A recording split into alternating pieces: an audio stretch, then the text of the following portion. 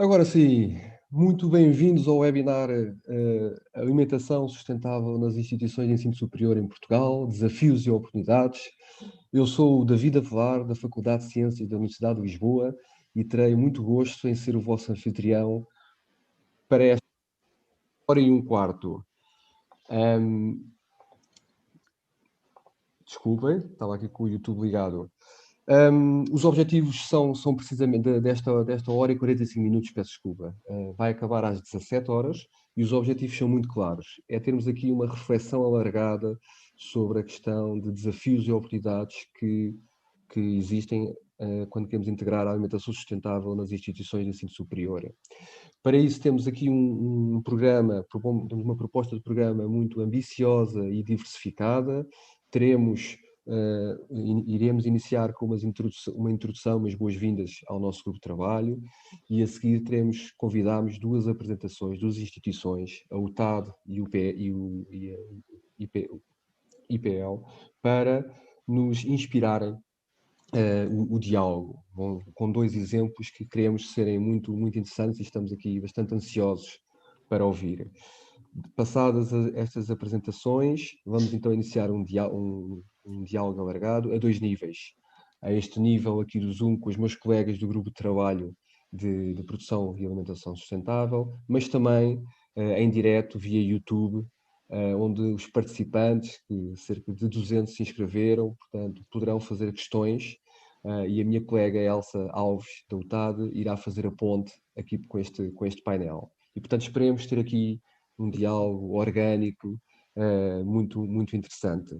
Sem mais demoras, até porque já gastámos o quarto de hora académico, e dado que os objetivos estão bem definidos, a metodologia também e os recursos que temos, e são só 1h45 e vamos respeitá-los, vou então passar a palavra à minha colega Belmira Neto, que na verdade é uma das cofundadoras deste grupo de trabalho e para além disso trabalha, leciona precisamente um curso em sustentabilidade e produção, da produção e do consumo alimentar na FEUP, na Faculdade de Engenharia da Universidade do Porto. Belmira, por favor. Ok, muito obrigada, David. Boa tarde a todos. Em nome do grupo, dou as boas-vindas ao primeiro webinar do Grupo de Trabalho de Sustentabilidade da Produção e Consumo Alimentar, integrado na Rede Campus Sustentável. A Rede Nacional tem como missão promover e apoiar a cooperação académica e científica e a coordenação de ações para o desenvolvimento sustentável. O nosso grupo de trabalho de sustentabilidade da produção e consumo alimentar foi criado na primeira Conferência Campus Sustentável em 2019 e reuniu pela primeira vez há exatamente um ano atrás, em fevereiro de 2020. Este grupo de trabalho, inicialmente formado por 10 elementos, duplicou o número de membros este ano, passando o grupo a ter 19 membros. É atualmente um grupo que inclui membros de 10 instituições de ensino superior, que vão desde Trás-os-Montes, Porto, Coimbra, Lisboa, Leiria, Setúbal, e espero não me ter esquecido de nenhuma, e inclui membros com formações multidisciplinares. Das áreas científicas são diversas também. Temos elementos que vêm da engenharia agronómica, da biologia, da bioquímica, do ambiente, das ciências de nutrição e também de vários tipos de engenharias. Este grupo de trabalho reúne mensalmente com o objetivo de refletir e partilhar experiências com foco na produção e consumo alimentar sustentável, em geral, e com enfoque ao nível das instituições do ensino superior. A produção e consumo alimentar sustentável é um tema de cariz multidisciplinar, envolvendo vários atores com papel preponderante na cadeia de produção alimentar, passando pela produção dos alimentos, a preservação e conservação dos mesmos, a distribuição e retalho, a confecção, o consumo e o fim de vida numa perspectiva associada ao desperdício alimentar. Nesta rede de intervenientes, várias são as formações académicas que possibilitam a identificação das melhores estratégias de promoção da sustentabilidade. Neste primeiro webinar, o foco são os desafios e as oportunidades para a alimentação sustentável, com a apresentação de casos de estudo de 2 instituições de ensino superior nacionais. Estes casos constituem por si 2 exemplos que podem servir de inspiração a outras instituições de ensino superior e mesmo a outras unidades de serviços de restauração. Por fim, e em nome do grupo de trabalho, desejo um bom webinar a todos e que este possa ser alimento para apoiar a sustentabilidade da produção e consumo alimentar nas instituições de ensino superior. Obrigada. Muito obrigado, Belmira. Excelente. Acho que nos sentimos todos bem-vindos e alimentados. Vamos então dar desde já início aos nossos primeiros convidados, a quem vou apresentar, e vou passar o ecrã. Portanto, pensarmos que seria muito interessante convidar a UTAD a falar-nos um pouco sobre a Carta da Alimentação Saudável e Sustentável da Universidade de Trás-os-Montes e Alto Douro. Temos a sorte de ter 2 perspectivas sobre o mesmo assunto. Por um lado, Carla Gonçalves, que é diretora da licenciatura em Ciências da Nutrição, e por outro, o vice-reitor para o Planeamento e Internalização, Artur Cristóvão. Carla e Artur, o ecrã é vosso, por favor, se quiserem partilhar a tela. E ajudem-me a cuidar do nosso tempo. Muito bem. Então penso que eu poderei começar e depois continuará a minha colega Carla Gonçalves. Para já, muito boa tarde a todos e a todas. Agradeço o convite deste grupo de trabalho da Rede Campos Sustentável. É um prazer estar aqui convosco. Por vezes nós pensamos que estamos a trabalhar relativamente sós e de repente vemos aqui um conjunto de colegas de múltiplas áreas e instituições que partilham estas preocupações e é de facto extraordinário podermos estar aqui convosco e também com todos os que estão a seguir. Eu faria aqui uma pequena intervenção de enquadramento e depois a Carla continuaria e falaria um pouco mais em pormenor da Carta para a Alimentação Saudável e Sustentável. Mas neste enquadramento, 3 ou 4 ideias. A primeira para vos dizer que nós, em 2017, quando preparámos o plano estratégico da universidade para o período 17-21, que tem como lema uma eco-universidade para o futuro, nós pensámos que seria relevante incluir um conjunto de compromissos com os Objetivos do Desenvolvimento Sustentável da Agenda 2030 das Nações Unidas. Como porventura saberão, a UTAD é uma universidade de média dimensão, somos uma comunidade com menos de 10 mil pessoas. Na verdade, a alimentação, aqui como em qualquer instituição de ensino superior, a alimentação é um aspecto relevante, é uma das nossas responsabilidades. Ela é feita através de um conjunto de cantinas, de restaurantes, de bares, onde esta comunidade se alimenta diariamente, com regularidade, e também muitos convidados que aqui nos visitam para participar em conferências, seminários, aulas, enfim, todo um conjunto de iniciativas. E nós assumimos e consideramos, e não estamos sós nesse aspecto, muito pelo contrário, que a alimentação, através da alimentação, nós podemos proteger as pessoas, mas também podemos proteger o planeta.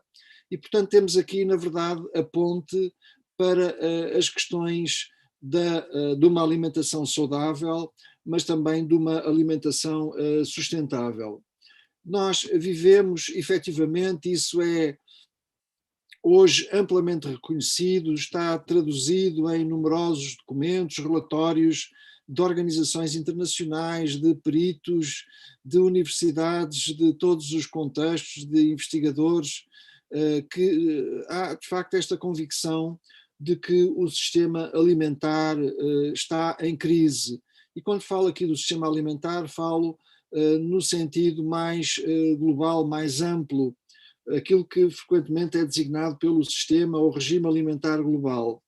Esta crise é de facto demonstrada por indicadores que estão aí, não vou aqui estar a massacrar-vos com informação, mas encontramos-la com grande facilidade, indicadores que aí estão sobre as dimensões da fome, da sobrealimentação, da subalimentação, da obesidade, de um conjunto de doenças crónicas que estão muito associadas à alimentação, também de toda a erosão que tem vindo a ser observada de uma forma mais intensa nas décadas mais recentes, da biodiversidade, da perda de solos, da poluição do ar e da água que está associada aos sistemas produtivos, sobretudo às agriculturas mais intensivas, as emissões de gases com efeitos de estufa, o esgotamento de outros recursos que são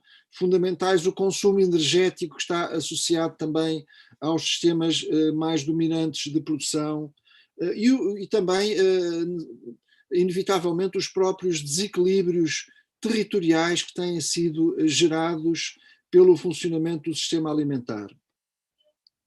Ora, neste contexto, são também visíveis, e desde não são recentes, têm já algum tempo, até algumas décadas, são visíveis os movimentos alimentares de diferentes naturezas, com pressupostos diferentes e também com atores muito diversificados, desde atores que têm um perfil mais global, até alguns que se situam a muito numerosos, que intervêm sobretudo ao nível global.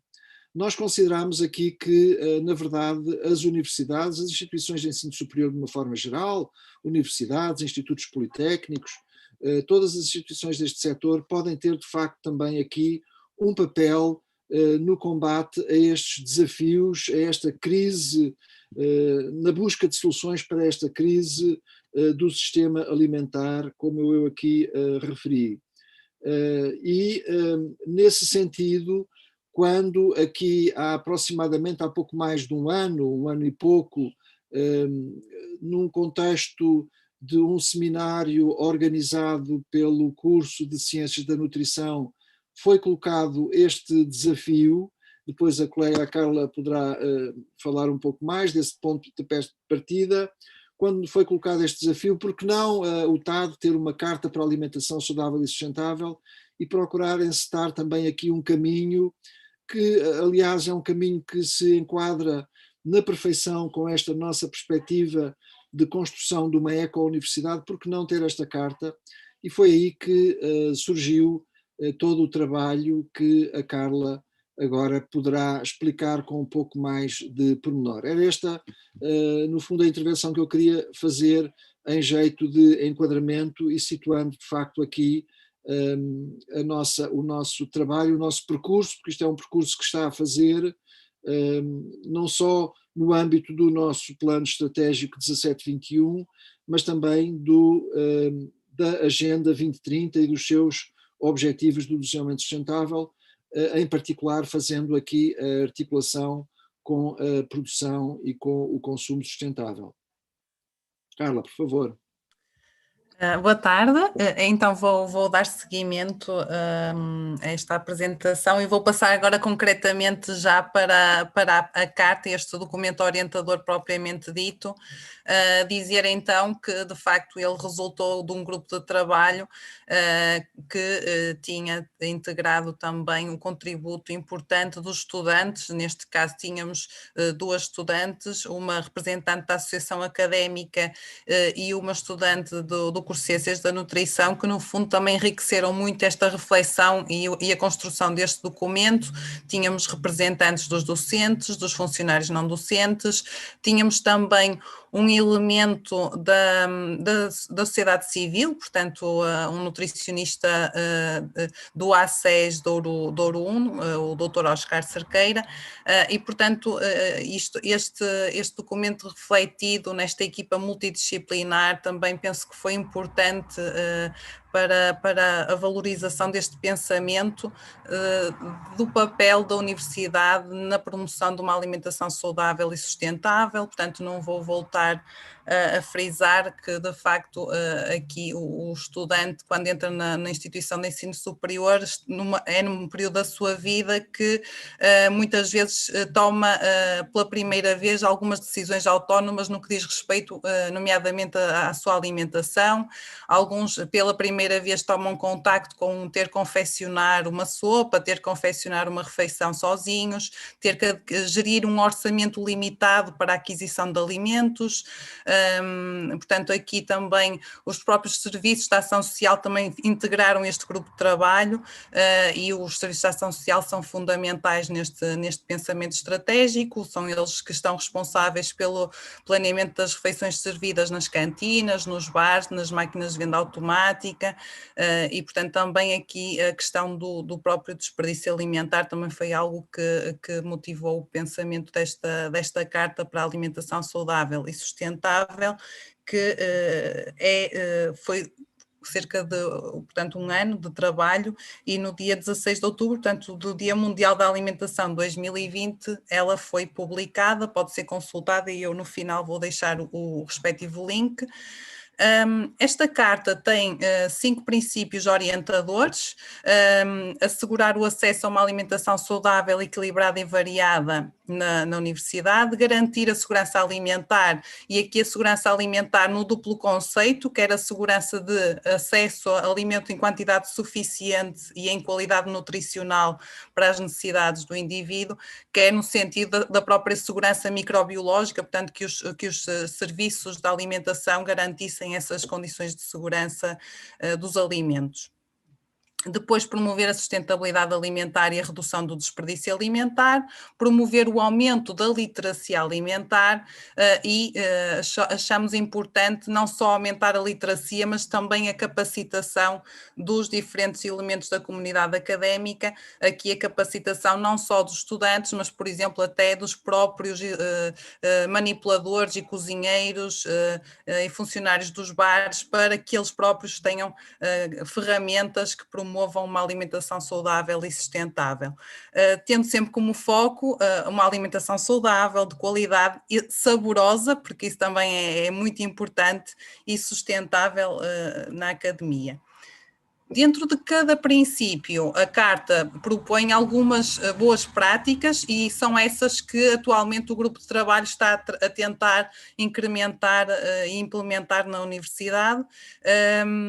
O grupo de trabalho também dizer-vos que neste momento que está na implementação destas boas práticas está a crescer, portanto nós iniciamos com aquele grupo inicial que apresentei no primeiro slide, mas neste momento já temos outros colegas de outras áreas da universidade que se têm associado, mais estudantes, mais docentes, mais funcionários não docentes, investigadores que se têm aqui associado a este projeto e pensamos que de facto esse é o caminho para a sua boa implementação. Dentro deste princípio de assegurar uma alimentação saudável, equilibrada e variada, temos algumas medidas: aumentar a oferta de leguminosas nas refeições das cantinas, a diversidade dos produtos hortícolas que são servidos como acompanhamento na cantina, aumentar a disponibilização de bebedouros no campus e a disponibilização gratuita de água, por exemplo, na cantina, jarros de água disponíveis e visíveis nas mesas da cantina, retirar saleiros, molhos, portanto, tudo isto virado mais para uma alimentação mais saudável, e é algo que depois poderemos, no momento de discussão, aprofundar, porque nós acreditamos que os sistemas alimentares que não são saudáveis também não são sustentáveis, porque de facto um ambiente doente também não é sustentável para a própria academia. Depois aqui algumas medidas ao nível das emendas, um buffet de frutas, hortícolas e leguminosas nas cantinas, a retirada das bebidas refrigerantes, e aqui o conceito de bebida refrigerante, mesmo aquelas bebidas que são de dissolver na água, aromatizantes também retirar, e incluir nas emendas sempre que possível alimentos biológicos e sazonais. Nos bares é um trabalho que também está a ser feito, tentar que a oferta alimentar seja mais equilibrada, portanto, ter uma maior parte de alimentos nutricionalmente mais equilibrados para uma parte menor de alimentos menos equilibrados em termos nutricionais, aumentar a variedade e sazonalidade das frutas dos bares e usar aqui algumas formas para promoção do consumo, como fruta laminada, fruta já em copos, para tentar variar e estimular o seu consumo, e trazer para a frente do bar as opções alimentares mais saudáveis. As máquinas de venda automática, tentar também melhorar a oferta alimentar destes equipamentos e tentar reduzir o açúcar disponível no máximo, portanto, o teor máximo de açúcar disponível para 5 gramas. Em termos de segurança alimentar, fazer a avaliação da insegurança alimentar dos estudantes. Este é uma das boas práticas que nós contamos dentro de poucas semanas já haver implementada. Portanto, vamos fazer uma avaliação a todos os estudantes da UTAD do seu nível de insegurança alimentar para verificar a situação, que é algo que desconhecemos neste momento do ponto de situação. Dar cumprimento ao Manual de Boas Práticas de Segurança Alimentar que já está implementado, portanto, no fundo é dar o bom cumprimento a esse manual e apresentar nas emendas informação relativamente a alergias. Vamos implementar, estamos a tentar implementar, portanto, esta situação agora do Covid também não veio ajudar muito algumas boas práticas que estávamos a tentar implementar, mas criar um sistema de monitorização do desperdício alimentar das cantinas e também desincentivar o desperdício alimentar nas cantinas. Isso pode ser feito nomeadamente com a segunda medida, que é adequar a oferta alimentar, as captações fornecidas aos diferentes componentes da refeição, incrementar o consumo de produtos frescos, locais e promover a recolha de resíduos orgânicos para compostagem. Neste momento não temos este sistema implementado. A nível da literacia alimentar, promover pelo menos uma campanha anual para a promoção da alimentação saudável, estimular a reflexão sobre o direito humano à alimentação adequada. Estamos também a prever alguns projetos de intervenção na comunidade para aumentar a literacia. Isto pode ser feito com uma envolvência muito grande dos estudantes, os diferentes cursos, dos diferentes mecanismos que a própria universidade já dispõe, como o TAD TV, que é uma televisão universitária, com a Rádio Universidade, e promover também medidas para a prevenção do uso nocivo de álcool. Temos consciência que esse é um dos problemas nesta faixa etária e, portanto, temos também aqui alguma responsabilidade neste sentido. E promover a capacitação dos diferentes elementos da comunidade académica. Temos neste momento previsto 3 workshops de culinária saudável dirigidos aos nossos estudantes, também uma formação para os colaboradores dos serviços de alimentação para a promoção de uma alimentação mais saudável e mais sustentável. E para finalizar, porque sei que já está no tempo, eu vou deixar só aqui o link para que qualquer um possa consultar esta carta para a alimentação saudável e sustentável. Está disponível no site da UTAD. Temos também um póster que está elaborado e está fixado nas escolas e temos uma brochura deste documento. E vou terminar, porque sei que nós temos o tempo muito limitado e deixo o restante para discussão. Muito obrigado.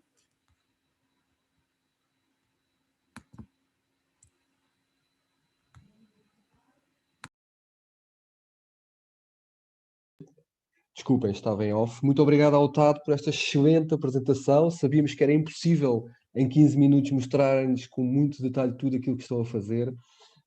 Portanto, agradecer-vos desde já o que estão a fazer e como estão a fazer e por terem partilhado connosco. Eu tenho uma pergunta direta para vós, mas antes disso, fui chamado aqui e recebi mensagens por todo o lado dos meus colegas que esqueci-me completamente de lançar uma pergunta ao público, à nossa audiência. Portanto, eu vou lançar a pergunta e entretanto faço a pergunta. Portanto, os meus colegas vão pôr este link no chat, mas peço a quem nos está a ouvir, e também estão convidados do grupo de trabalho, a irem a www.menti.com e coloquem este código e respondam a esta pergunta, ok? E já lá vamos. Entretanto, a pergunta direta, várias vezes falaram da questão da integração dos estudantes no processo. E eu fiquei bastante curioso sobre isso e gostaria de pedir-vos que partilhassem. Tem sido fácil integrar os estudantes? Quer dizer, imagino que seja muito importante, mas não faço ideia se tem sido fácil ou não. Até porque algumas das medidas que anunciaram, imagino que possam não ser assim tão interessantes, não é? O reduzir o açúcar, os refrigerantes. Por exemplo, na Faculdade de Ciências nós temos uma cadeia de fast food mesmo à frente e eles adoram isso. Portanto, a minha pergunta é muito concreta, é essa. Tem sido fácil e tem sido bom integrar os estudantes? Eu não sei se o professor Artur quer responder, mas realmente também o ambiente que vivemos na UTAD é de uma proximidade muito grande com os estudantes e a Associação Académica desde logo esteve presente desde da gênese deste grupo, deste pensamento, e os estudantes de Ciências da Nutrição também, um curso novo na UTAD, tem neste momento 3 anos desde a sua abertura e portanto também são estudantes muito interessados nestes temas e de facto, é a minha percepção, mas penso que o professor poderá também partilhar, tem sido bastante fácil, eles muito, muito interessados e muito querem muito contribuir para este pensamento, são utilizadores diários e, portanto, eles têm muita opinião sobre o que é que está a funcionar, como é que deveria ser, portanto, realmente tem sido importante e fácil e muito útil o contributo dos estudantes. Obrigado, Caro. Eu não sei se algum colega meu do grupo de trabalho tem uma pergunta direta de clarificação, porque obviamente vai haver uma discussão alargada depois da próxima apresentação. E, portanto, a pergunta para os meus colegas é se há alguém que queira fazer uma pergunta de clarificação. Entretanto, só aqui para irmos vendo o que está a acontecer online pelos vários participantes, o que é isto de uma alimentação sustentável? Muitas vezes esquecemos de pensar na prática, não é? A sustentabilidade é um chavão que é usado em muitos contextos e, portanto, o que é que estamos aqui a ver? E eu vou tentar seguir claramente. Até a Carla trouxe esta questão, alimentação saudável versus sustentável, será que são uma e outra coisa? Aparentemente é a palavra que mais apoio tem, portanto uma alimentação sustentável é saudável. Depois está destaque aqui o vegetal e variada e local, o que é interessante, esta questão da alimentação vegetariana. O variado também foi trazida a questão da diversidade. Aliás, variado está ali associado ao colorido, e já acho que tem tudo a ver. E depois, o que é que temos mais aqui? De baixo impacto ambiental. Há aqui a questão dos resíduos, que não sem desperdícios, sem resíduos, que promove a saúde. Saborosa, que é interessante. E, bom, acho que já sazonalidade. E, portanto, há aqui este desafio. Eu não sei se o Heitor a seguir vai-nos falar sobre isto, que está muito na parte operacional, mas como é que esta alimentação sustentável é uma alimentação que respeita a sazonalidade. E isto confere aqui um grau de adaptabilidade a quem está por trás da confecção que interessante, vamos dizer assim. Consciente, de base vegetal, biológica, sem desperdícios, nutritiva. Muito bem. Acessível. Uma alimentação sustentável é acessível e também toca num dos pontos da Carta de Sustentabilidade da UTAD, em particular, acho que é o segundo ou terceiro, sobre a segurança alimentar, tem que ser acessível. Aldina, uma pergunta direta, por favor, para depois então passarmos. Olá, boa tarde. Gostei muito da apresentação e fiquei com esta dúvida. Se é fácil comprar as bases da alimentação a nível local, como é que conseguem compatibilizar isso com o orçamento normalmente muito apertado derivado para a alimentação e a dificuldade em manter sempre um fluxo constante dos produtores locais? Obrigada. Sim, esse é um desafio, porque a própria sustentabilidade dos serviços de ação social também não pode ser colocada em causa, não é? Portanto, aqui tem que ser algo que não possa... Há uma verba muito limitada, mas, por exemplo, ao nível da Universidade de Trás-os-Montes de Alto Douro, a aquisição de fruta e hortícolas é toda realizada localmente. Nós temos uma característica que é a confecção, a confecção própria, portanto, o sistema de produção, de confecção das refeições é gerido pelos serviços de ação social, portanto não está concessionada e talvez por isso possa agilizar aqui alguma aquisição de produtos locais. Mas é algo que também gostávamos de trabalhar de forma a incrementar. Muito bem, muito obrigado, Carla. Aliás, a Aldina Soares já, não apresentei, mas é colega também aqui do Grupo de Trabalho, já lançou aqui 2 tópicos para o debate a seguir, que é a questão nos desafios, que é a questão dos custos e se há oferta local. Mas vamos guardar para a seguir. Se concordarem, temos uma segunda pergunta para a nossa audiência, que vai ser respondida durante a próxima apresentação, que eu já vou apresentar, e a pergunta é esta: quem nos está a ouvir considera que a sua instituição promove uma alimentação sustentável? Isto é provocadora, vamos ver. E dividimos aqui em várias áreas. Eu vou retirar aqui a partilha do ecrã, porque vou passar... Mas vão respondendo a esta pergunta, depois da apresentação do IPL vamos aos resultados. E vou agora então dar as boas-vindas ao segundo caso de estudo de inspiração. Na verdade, pronto, é também um colega, o Heitor Oliveira, é coordenador do Serviço de Alimentação dos Serviços de Ação Social do Instituto Politécnico de Lisboa. É nosso colega e é muito interessante porque ele integrou agora o grupo de trabalho há pouco tempo e logo na sua primeira participação começou a falar das suas experiências práticas e ficámos todos muito motivados para ouvir na prática o que é que estão a fazer, e penso que será esse o foco da apresentação, que é precisamente boas práticas alimentares promovidas pelo Serviço de Ação Social do Instituto Politécnico de Lisboa. Heitor, por favor, o ecrã é teu. É verdade, é verdade.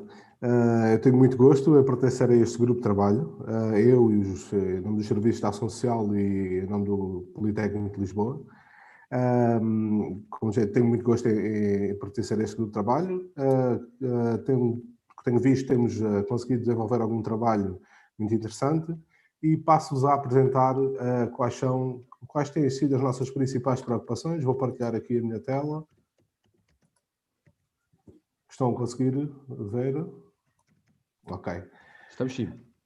Então, como vos disse, vim dar-vos aqui um bocadinho uma apresentação mais prática, espero eu, mais curta e que incida mais nas práticas. A nossa caminhada deu início aqui com a candidatura ao Selo de Alimentação Saudável no Ensino Superior, que promove as iniciativas que incentivam a alimentação saudável junto à população universitária. Fizemos esta candidatura e propusemos a obter o selo que confere as boas práticas. Já depois de termos feito esta candidatura, verificámos que através da Resolução do Conselho dos Ministros número 46 de 2018, é aprovada a Estratégia Nacional e o Plano de Combate à Ação para o Desperdício Alimentar e ao qual nos candidatámos também. Um programa semelhante ao da alimentação saudável e ao qual nos candidatámos e nos propusemos a atingir. Para isto, tentámos reunir algumas sinergias e com o Serviço de Ação Social, a Escola Superior de Tecnologias da Saúde, nomeadamente de Nutrição e Dietética, a FAIPL, ainda há bocadinho falámos que os alunos têm que estar envolvidos, e cá estão eles, fazem parte deste programa de alimentação saudável, o PASS-IPL, e e o Politécnico como um todo, representado neste programa de alimentação. Começámos por fazer um diagnóstico da disponibilidade alimentar em todas as unidades orgânicas, nomeadamente nos bares, unidades alimentares, cantinas e máquinas de vending.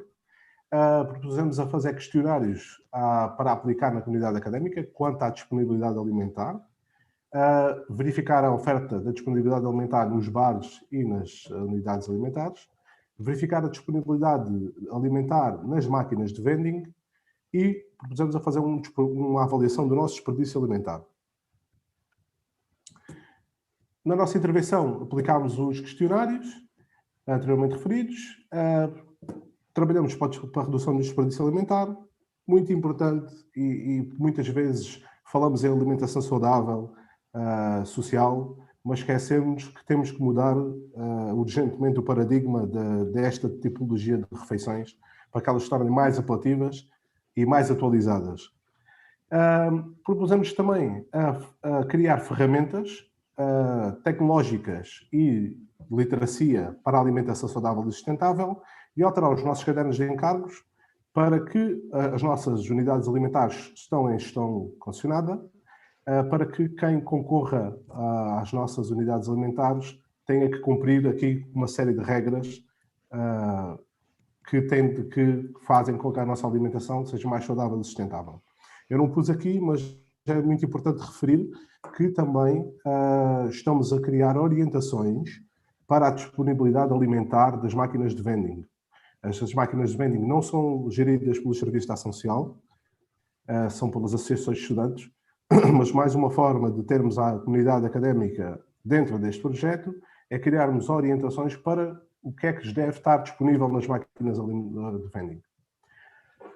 Uma das primeiras ações que tivemos, e também já foi tocado aqui pelos colegas da UTAD, foi substituir os sumos concentrados por chá e tisanas. Tivemos algum receio, eu pelo menos tive algum receio que a comunidade académica não fosse muito do seu agrado de tal alteração, mas surpreendentemente o feedback foi ótimo e a comunidade académica ficou bastante satisfeita com a eliminação daquele sumo do ponto de vista nutricional, não tem qualquer interesse, passando a redundância, e a disponibilização de tisanas e chás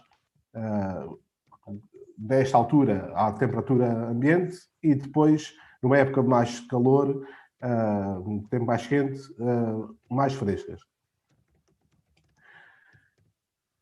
Agora vou tocar aqui um bocadinho nas nossas boas práticas.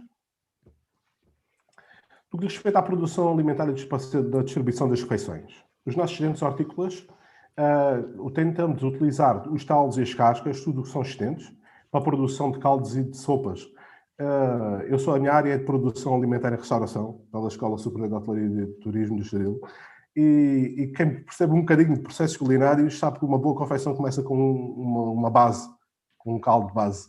Então, por que não utilizarmos estes excedentes alimentares para iniciarmos as nossas confecções?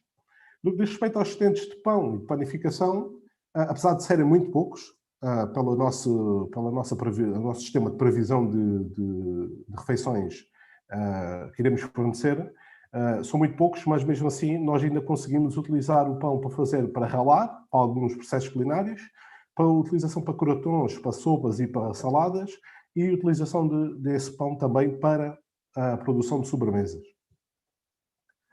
Os excedentes dos ovos e dos derivados, utilizamos a sua maioria para fazer sobremesas, mas também para fazermos pratos alternativos ao alimento que está em vigor.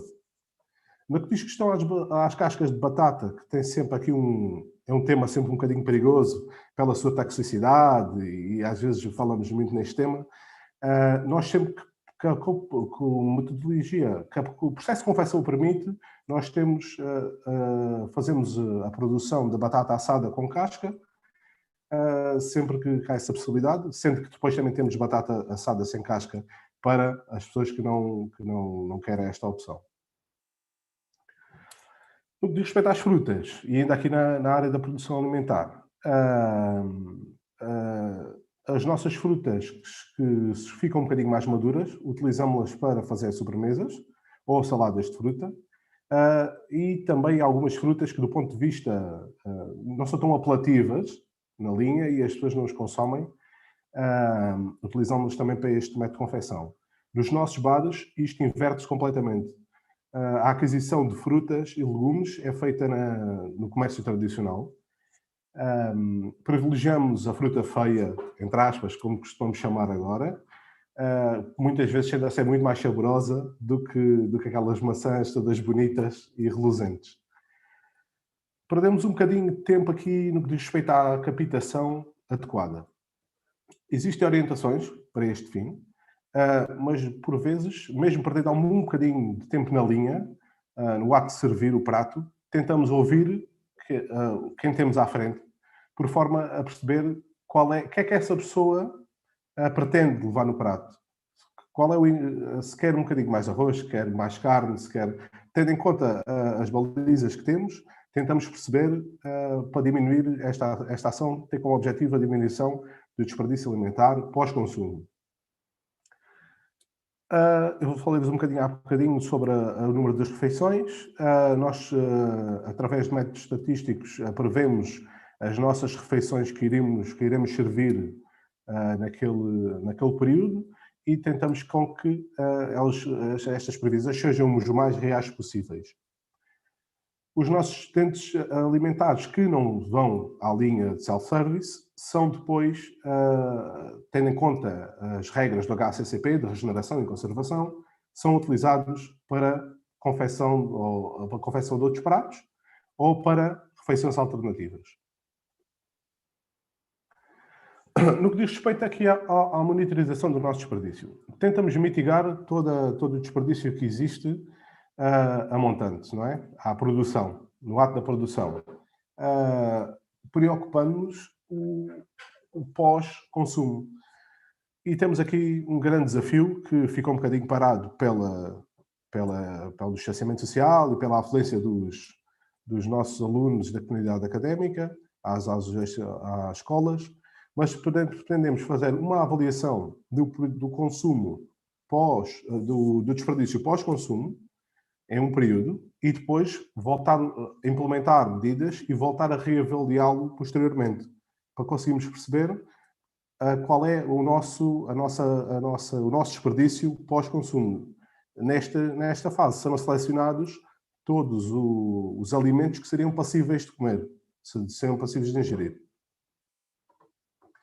No que diz respeito às ações de sensibilização e comunicação, contamos com o gabinete, com a GCI, Gabinete de Comunicação e Imagem do IPL, para desenvolvimento de ações de sensibilização connosco, no que diz respeito ao combate ao desperdício alimentar e à alimentação saudável e sustentável, produção de comunicação que dê visibilidade a este projeto e com a Escola Superior das Tecnologias da Saúde, desenvolver a literacia neste âmbito do desperdício alimentar e da alimentação saudável.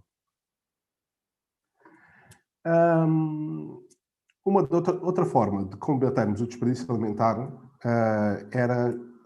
passa pela criação de uma aplicação do telemóvel, uma aplicação que se chama sasipl.com, e tem como principal objetivo a aquisição de refeições por topologia do utente. Estas refeições são marcadas com 24 horas de antecedência. Através da marcação surge um relatório para cada unidade alimentar a dar nota de quantas refeições já estão compradas. E isto faz com que os nossos processos de confecção sejam mais adequados às previsões da venda, às previsões de venda. Isto ajuda... Como eu vos disse, tem um impacto, acreditamos que tem um impacto na redução do desperdício alimentar. O INA recentemente lançou um desafio, através do Sistema de Incentivos à Inovação na Gestão Pública, aceleradora de ideias em serviços públicos.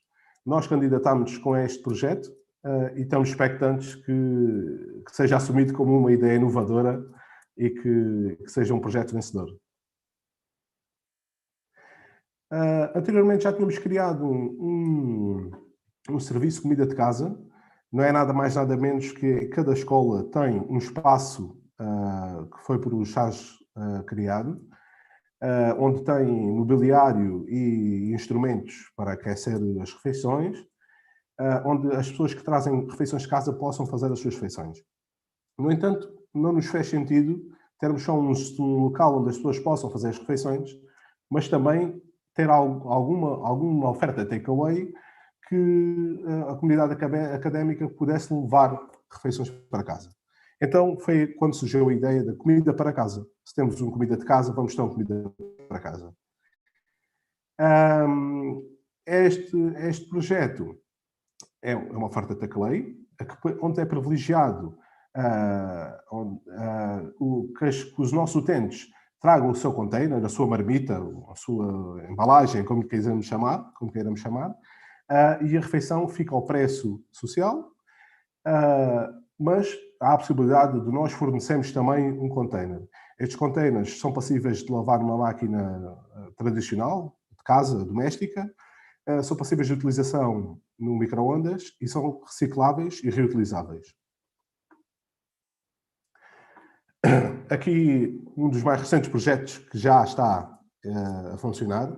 Começou no final de 2019 e em 2020 tem vindo por aí afora. É o projeto Eat Dream Smile. Resulta de uma parceria dos SAS IPL com a nossa empresa que está a explorar os bares. E uma das nossas preocupações foi os nossos alunos, a comunidade académica, fazia as refeições, até então, nas escolas, nas nossas unidades alimentares. Como é que nós vamos conseguir inverter o ciclo? Então, o projeto Eat Dream Smile, que foi criado com esta empresa, explora o bar da Escola Superior de Comunicação Social e da Escola Superior de Música. É um projeto de food delivery e funciona da seguinte forma.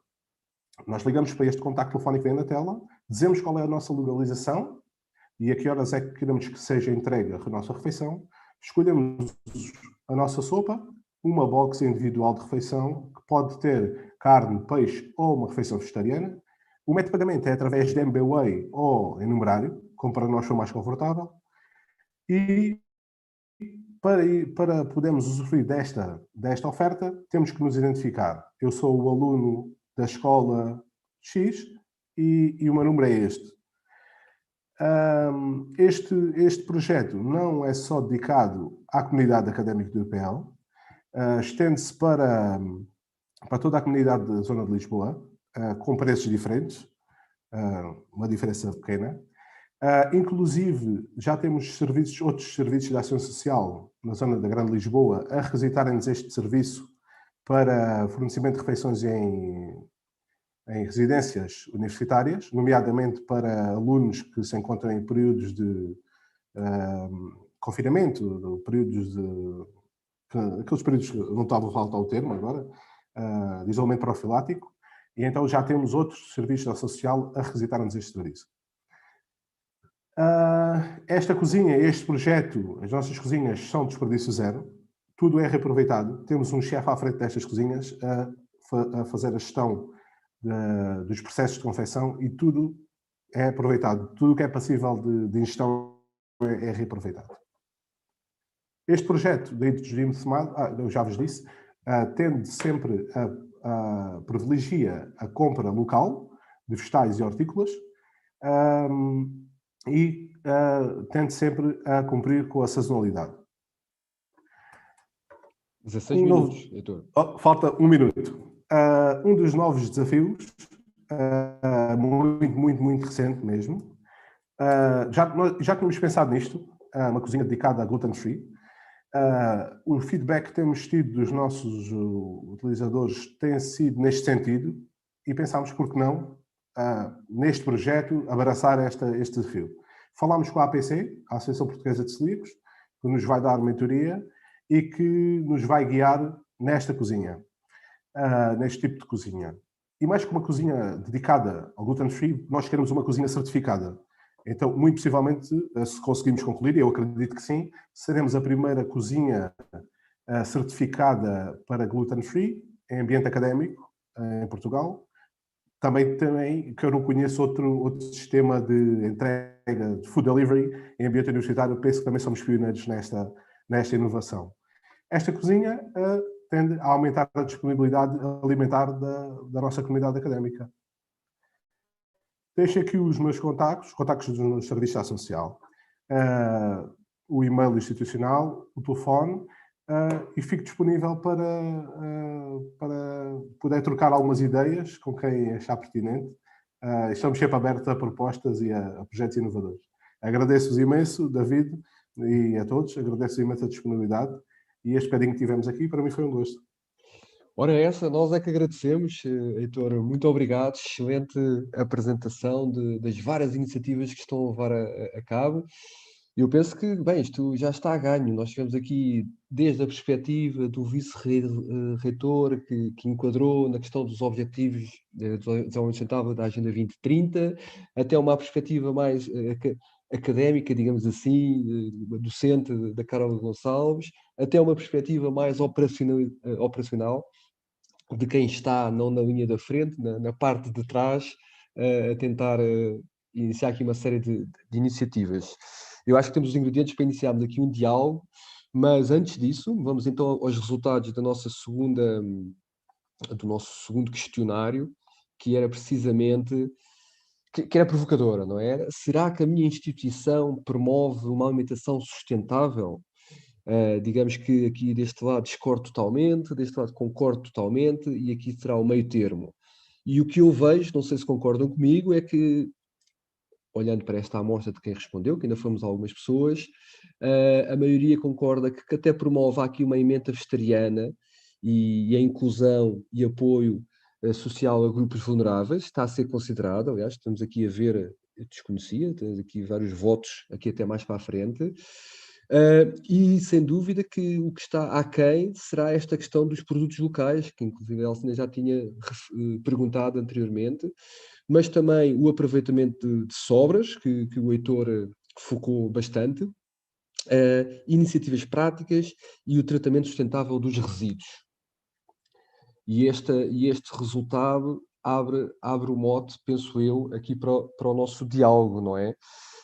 Eu antes de passar, vou começar a passar a palavra aos meus colegas. Eu também, na verdade, tenho aqui vários pontos que fui apontando, mas queria dizer desde já que ficámos a saber que o Heitor, para além de tudo o que faz, é um chefe de cozinha, e quando passar o confinamento, ficamos já todos convidados e desafiados para ele preparar aqui uma refeição para nós, só com cascas e resíduos alimentares. Bom, a Belmira vai abrir as hostes, vamos então dar início, e quem tem privilégio entre nós é, na verdade, a Elsa, que sempre que quiser trazer as perguntas do chat, por favor, Elsa, estás à vontade. Belmira? Muito obrigada, Heitor, pela sessão, por nos dares a conhecer o que é que se passa, e nos mostrares alguns bons exemplos do que é possível fazer. E eu tenho aqui algumas curiosidades que eu vou formular em duas questões. A primeira tem a ver com o tipo de relação que vocês têm com a empresa fornecedora de serviços de catering. Eu imagino que tem uma empresa concessionada, e quão fácil é estabelecer essa parceria para que vocês de facto sejam fornecidos com produtos e com maneiras de confeccionar e maneiras de produzir que sejam mais interessantes em termos de sustentabilidade. E depois a segunda questão tem a ver com a monitorização. Não sei se já tem resultados, eu gostaria que pudesses abrir, na medida do possível para nós, qual foram os resultados mais expressivos em termos de monitorização? O que é que esta primeira, eu sei que ainda é muito recente estas iniciativas, mas o que é que elas trouxeram de surpreendente ou de mais novo para vocês? Obrigada. Heitor, por favor, e depois também se a Cara ou o Artur quiserem também dizer algo sobre estes dois pontos, por favor. Heitor. Então, no que diz respeito aqui ao nosso relacionamento com a empresa que nos está a passar a prestar o serviço neste momento, e ainda aqui um bocadinho também bater na monitorização, eu acho que, eu tenho a certeza que uma boa monitorização por parte das equipas técnicas dos serviços de ação social fazem com que a prestação do serviço melhore substancialmente. A empresa que trabalha connosco, temos alguma facilidade de articulação de conteúdos, nós fazemos algumas propostas, muitas vezes eles nos fazem propostas a nós. Neste momento, como vos disse, temos três empresas a trabalhar connosco, e quase todas têm conseguido responder ao que nós solicitamos, e inclusive ao que está em caderno de encargos, porque batemos num ponto há bocadinho, que é a reformulação de cadernos de encargos. Quando nós deixamos as coisas escritas, eu acho que depois é muito mais fácil fazer cumprir. E passa um bocadinho por aí, pela nossa monitorização, pela a nossa ação no terreno. Eu tenho a certeza que um acompanhamento diário, e não do ponto de vista fiscalizador, mas do ponto de vista da parceria, é uma palavra-chave, é uma metodologia-chave para o sucesso. Porque muitas vezes o que as instituições tendem é punir o que é que não foi feito, sem conseguirem arranjar uma alternativa e compreender qual é a resolução. Grande parte das vezes, as pessoas que estão no terreno, na confecção e na produção, as empresas mudam, mas as pessoas ficam. E nós aqui assumimos que as pessoas são nossas. Apesar de pertencerem a outra entidade patronal, as pessoas ficam. Se as pessoas ficam, o nosso relacionamento com eles tem que ser próximo, tem que ser de ouvi-las, tem que ser de estar ao lado delas e ajudá-las a ultrapassar as dificuldades. E eu acho que esse é um dos papéis mais importantes de quem faz a gestão alimentar, é saber estar no terreno, saber ouvir e saber pedir o que é possível fazer. Muito obrigado, Heitor. Aliás, essa é uma questão recorrente, só para ver se eu percebi. Ou seja, muitas vezes estamos limitados às regras de contratação pública, que pelo que eu percebo, e não é na minha área, eu sou biólogo, mas tem que obedecer a critérios de custos só. E, portanto, pelo que eu percebi, vocês têm conseguido ultrapassar isso, quando muitas vezes o vosso critério número 1, quando contratam, não é só o custo, é a qualidade, é todas aquelas questões que trouxeste, não tem sido um problema para vós. Certo, Heitor? Percebi bem. E aproveito para o outro ponto da pergunta da Belmira, que também estendo ao TAD, que é esta questão que também foi trazida da monitorização, não é? Aparentemente é um dos desafios que apontei aqui das duas intervenções, que é esta questão, não há dados. Quer dizer, ainda há poucos dados e precisamos de ter dados para tomarmos boas decisões. E, portanto, em ambos os casos mostraram-nos que estão a tentar fazer isso, mas têm tido informação suficiente para tomarem boas decisões ou sentem que há aqui, que tipo de informação é que precisam mais para tomarem ainda melhor? Portanto, Heitor primeiro, e se calhar depois passava talvez ao TAD a quem quiser. Esta questão de clarificação, Heitor, a questão de lei de contratação, obedecendo unicamente aos critérios de preço, não tem sido um problema para vós, é isso? Não, tem sido um problema para nós, apesar de às vezes esse problema não vir para cima da mesa, mas a contratação pública, no meu ponto de vista, havendo só respeitar o preço mais baixo, limita-nos a qualidade das refeições servidas. Claro. Se nós tivermos outros pontos de escolha, está-me a faltar agora aqui o termo da contratação pública, se nós pudermos escolher tendo em conta outros parâmetros, com certeza que o material, que os ingredientes que levam essas refeições a serem produzidas, deixam de ser muitas vezes subprodutos e são produtos. Okay? E a qualidade melhora exponencialmente. Eu já tive as duas experiências, já trabalhei em gestão direta no estágio da Lisboa e agora estou em gestão concessionada no IPL e consegue-se notar a diferença, apesar de nós podermos exigir, consegue-se notar a diferença nos produtos que se utilizam. Obrigado. Então, se calhar passava ao TAD, não sei, sobre esta questão da monitorização, que informação é que nos faltam a nós, a perspectiva do decisor, para tomar melhores decisões? Não sei. Por favor. Carla, queres avançar? Sim, é assim, nós realmente também temos que cumprir as regras de contratação de aquisição pública, não é? Das matérias-primas, e portanto todos os constrangimentos que o Heitor falou, nós partilhamos também dos mesmos, talvez com alguma facilidade por também ser, se calhar, um menor número de refeições, portanto também se calhar o concurso acaba por ser mais facilitado. Mas em termos de monitorização, realmente é algo que nós pretendemos neste primeiro ano da Carta. Tivemos muita preocupação em tentar implementar sistemas de monitorização. Um deles é do próprio desperdício alimentar.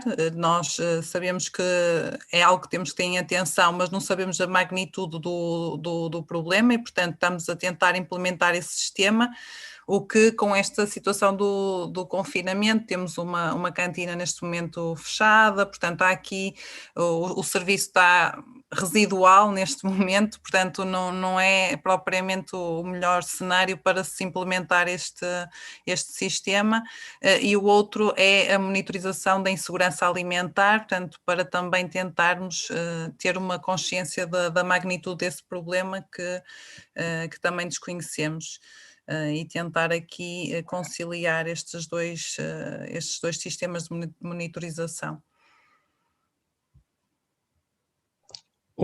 Obrigado. Eu sei que temos aqui perguntas do público, a Elsa vai nos trazer, mas só aqui te chamar a atenção, que aqui também tem vindo a ser apontadas uma série de oportunidades, não é? Eu apontei aqui algumas, quer dizer, desde esta questão de trabalharmos a alimentação sustentável como uma oportunidade de ligar a estes frameworks que está a ver, como a Agenda 2030, a questão da oportunidade de trazer esta questão e associar novas oportunidades. Eu estou-me a lembrar do exemplo do Heitor de abrir este serviço takeaway, que me parece muito interessante, mas também o trazer aqui as tecnologias, não é? A tecnologia ao serviço desta questão, deste tema, em particular os exemplos também trazidos pelo Heitor, de eu poder, não sei se irá resultar ou não, mas a pessoa poder com alguma antecedência dizer o que é que pretende, e do ponto de vista de quem está a produzir é muito mais fácil, evitando mais desperdícios, e portanto há aqui uma série de oportunidades, talvez faça sentido refletirmos um pouco. Elsa, conta-nos. Então, antes de mais, está aqui uma audiência muito a dar os parabéns, estão a gostar. Portanto, é de louvar a presença destas maravilhosas apresentações e destas realidades que se complementam. Há aqui uma pessoa que pergunta em relação às instituições do Politécnico se estas práticas são transversais e se chegam, como por exemplo ao ISEL. Eu desconheço a sigla, mas é esta a questão de uma... E o que é que falta como elo de ligação no IPL? Heitor? Eu só não percebi a última parte. Um elo, se estas medidas que apresentaste são transversais a todas as instituições, nomeadamente há aqui uma sigla SEL, se tu sabes o que é, e se são estas situações são transversais a todas as escolas e institutos do IPL, nomeadamente no ISEL. Sim, estas ações tendem a funcionar como um todo, como é óbvio, não é? Se é uma empresa que está a prestar esse serviço, nós tentamos que ela seja abrangente a todas as escolas, inequivocamente. Monitorizamos-las. Falhas existem sempre, não é? E é por isso que nós estamos cá para tentar fazer cumprir aquilo ao qual nos propomos. Mas sim, estende-se a todas as unidades alimentares. Muito bem. Outra questão, como tem sido a adesão, a aceitação dos alunos e docentes destas mudanças nas cantinas? É uma colega, é uma nutricionista e que no seu dia-a-dia tem sentido uma maior resistência à mudança por parte da comunidade. Gostava de ver respondida. Aos dois, ao TAD, por favor, e ao...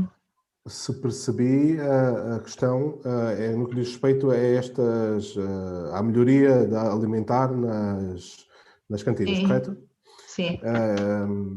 O feedback que temos obtido, não de todas as escolas, mas daquelas que conseguimos, por vezes temos algumas pessoas-chaves em cada escola que tiram, vão almoçar e mandam-nos uma foto. Epá, Heitor, olha, hoje vim comer à ESE e gostei muito da refeição. Olha, estava menos bem aqui ou estava melhor ali. De forma geral, o feedback que temos obtido é que as refeições têm vindo a ter outra qualidade, outra apresentação.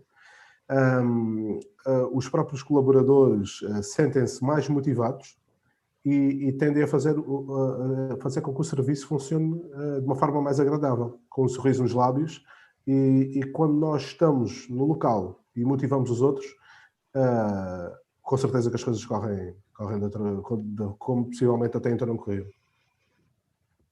Ok. Professora Carla, professor Artur, tem algo a dar a resposta a esta colega?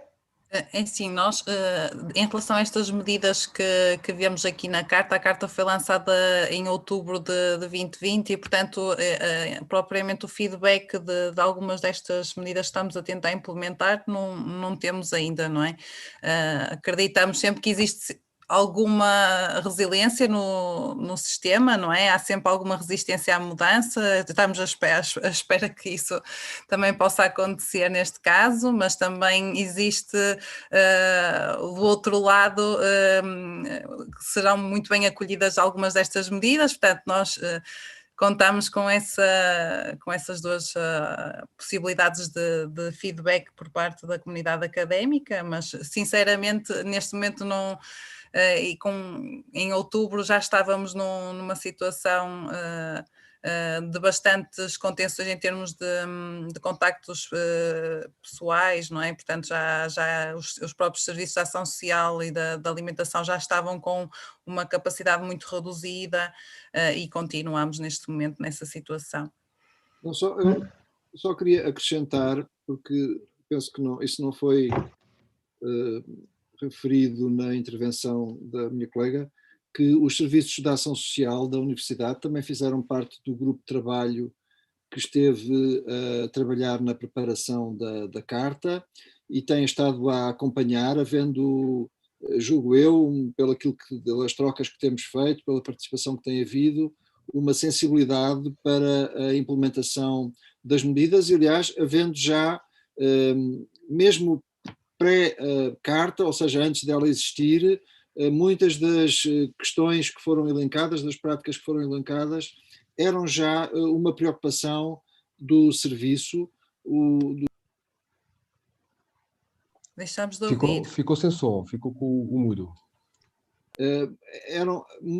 Muitas das práticas que estão elencadas na carta eram já uma preocupação dos serviços de ação social e eram matérias em que estavam a ser trabalhadas e continuam a ser trabalhadas. Mas como disse a Carla, nós não temos ainda um feedback atendendo também ao período relativamente curto entre o lançamento da carta em outubro e o momento em que nós estamos, portanto. Muito bem. Mais uma questão aqui. Como lidam as instituições de ensino superior com as limitações orçamentais impostas pelas próprias e pelas dificuldades em contemplar nos cadernos de encargos, regras mais apertadas nas concessões? Muito bem, eu ia com a questão da Aldina Soares. Alguém quer... Eu não tenho resposta, porque não lido diretamente com essa matéria. De facto, falta-nos aqui um elemento dos serviços de ação social que trabalhe mais especificamente sobre essas questões. De qualquer forma, nós no diálogo que temos tido com os responsáveis, isso tem sido referido, não é? Nomeadamente a necessidade de haver aqui um equilíbrio e uma certa progressividade na implementação das medidas que não ponha em causa também essas questões da sustentabilidade. E sobretudo no momento atual em que, pela razão da pandemia, estes próprios serviços têm sido dos principais afetados pela própria redução de receitas, não é? Uma vez que continuamos a pagar os salários de todos os trabalhadores que estão nas cantinas, que estão nos bares, etc., mas as instalações têm, ou estão fechadas, ou têm uma procura muito, muito diminuta. Atualmente, e em função do próprio confinamento, quer os restaurantes, quer os snack bars e as cantinas, penso que estão na generalidade encerrados. Portanto, há este contexto hoje e nos próximos tempos que está, na verdade,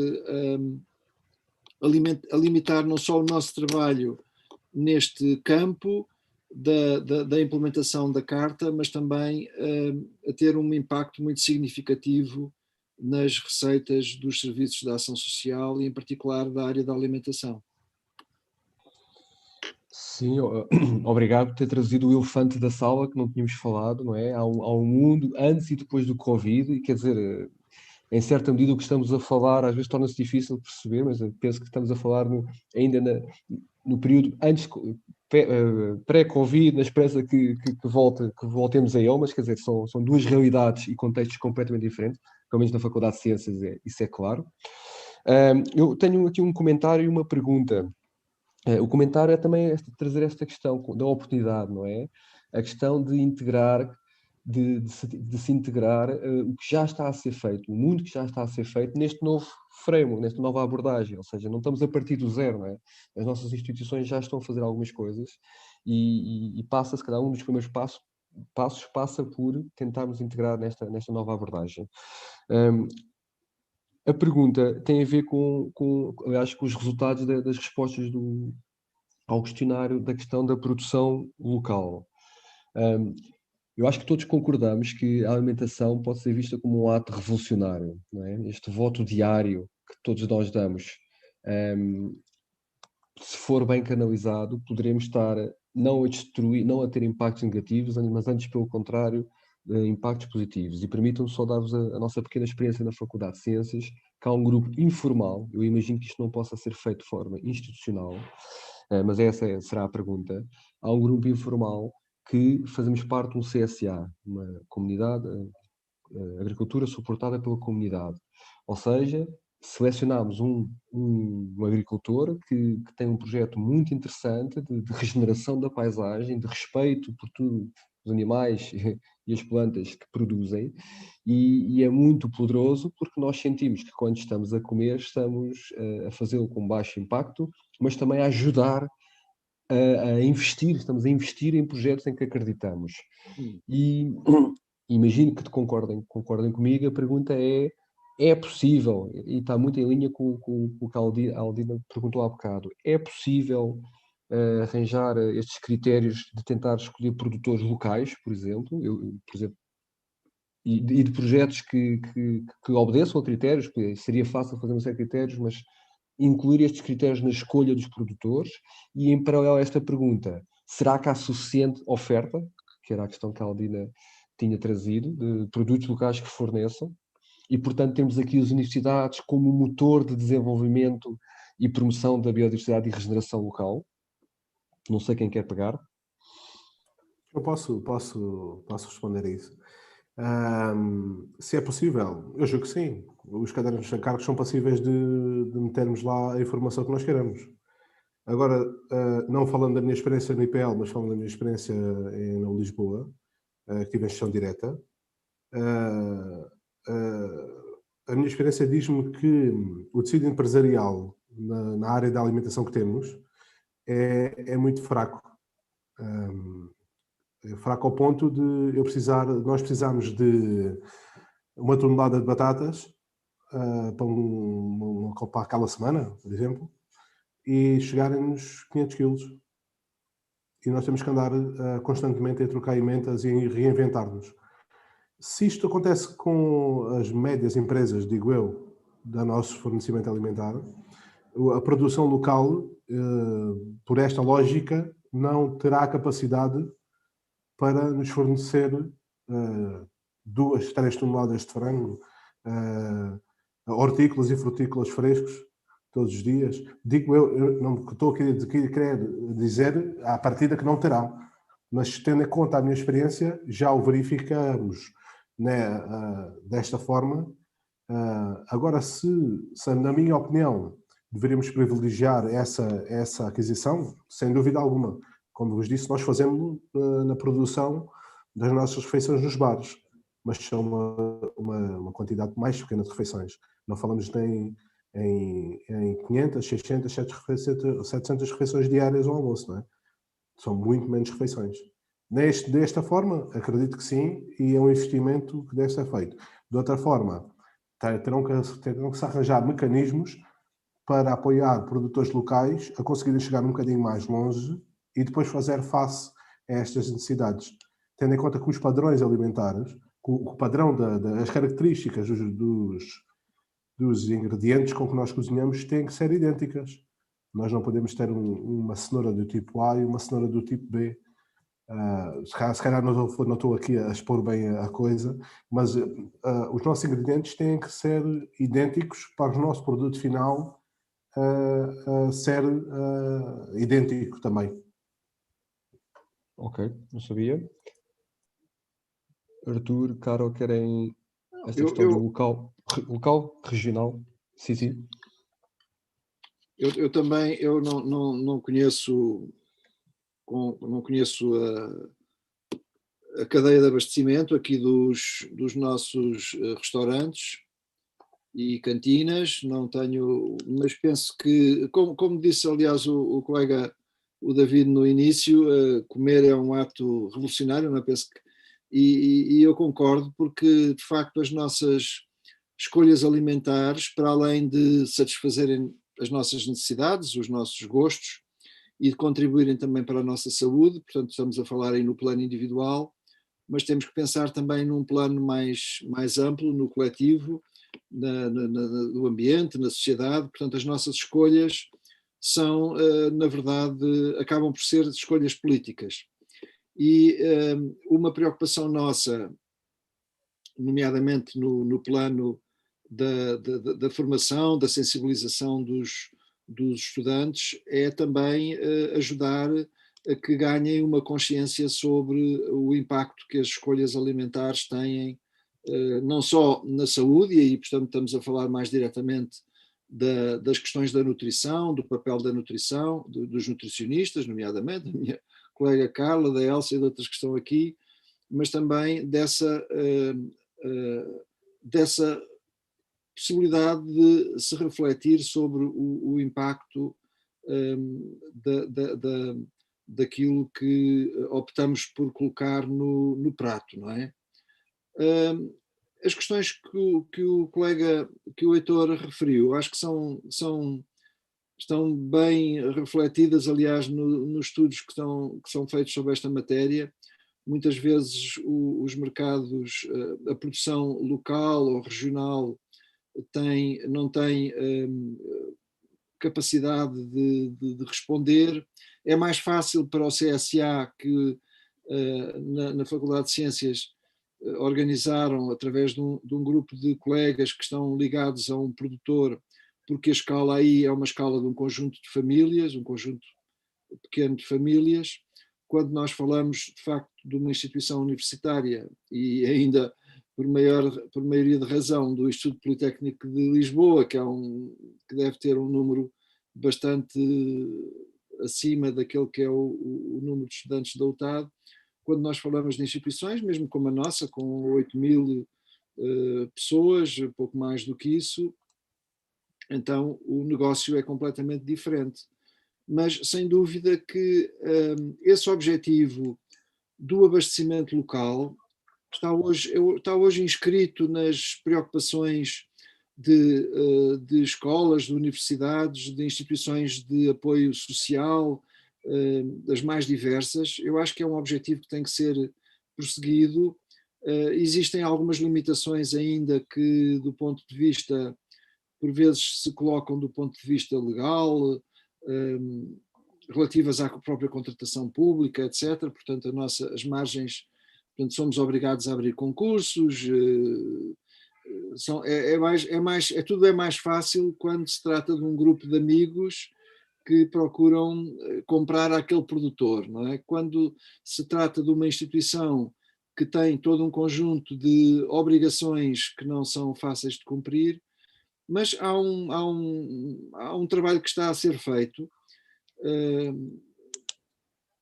Por exemplo, os municípios, hoje há muitos municípios aí pelo país e que têm que alimentar também escolas primárias ou escolas do primeiro ciclo, do segundo ciclo, que estão também a trabalhar nesta perspectiva de procurarem privilegiar nas suas compras de alimentos os produtores locais. Também são normalmente escolas de muito menor dimensão. Enfim, concordo, acho que a ideia é absolutamente fundamental, mas na prática, por razões que têm a ver quer ao nível da produção, quer ao nível da própria contratação, ainda há um caminho a fazer. Sem dúvida, há aqui, podemos chamar uma série de oportunidades. Bem, eu não estou a ver os meus colegas a levantar a mão, e ainda bem, porque assim permite-me a mim falar, e na verdade até trazer aqui uma convidada surpresa, mas antes disso só aqui uma reflexão sobre isto que estamos a falar, que é a seguinte: é verdade, no nosso CSA ainda somos pouco mais de 150 famílias. A pergunta aqui era se não faria sentido multiplicar, não é? Haver muitos CSAs. Por outro lado, a questão de, por exemplo, eu também moro aqui perto dos Olivais e sei que a Junta de Freguesia, muito em linha com o que acabou de dizer, todas as escolas primárias e isso, não compram local, mas compram biológico.